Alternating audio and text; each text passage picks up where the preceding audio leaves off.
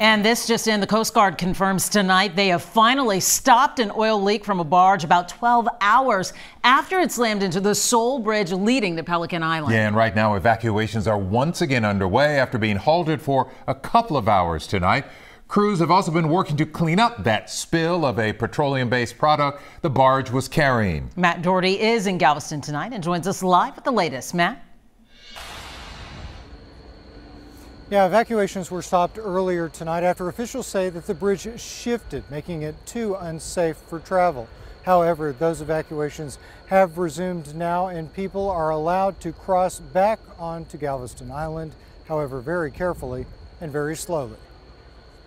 They told us that the bridge shifted. Joshua and his girlfriend Preston were turned away tonight when they tried to walk across the bridge to get back on the island. He's a bartender on Pelican Island. She goes to Texas A&M Galveston and lives there. I have a cat. Tonight, Preston is worried about her cat stuck inside her apartment.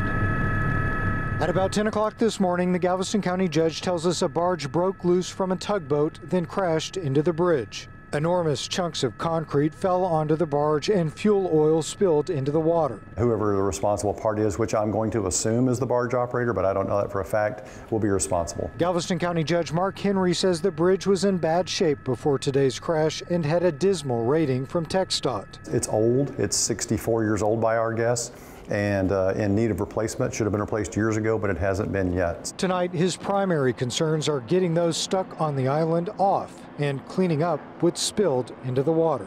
The fuel oil seeping into the intercoastal waterway caused them to shut down the intercoastal waterway, so we want to get that cleaned up and get that navigable waterway back open as quick as can. The power went out in all of the stores and apartments and the schools over there. Luckily, power was restored to the island, and lucky for some people like Elizabeth Garcia, who were able to get off the island before the bridge was shut down. So I've got to go pick up my grandkids at 4 o'clock. I was real worried I wasn't going to make it. Even though she had to wait several hours to leave, she won't be among those forced to stay on the island tonight.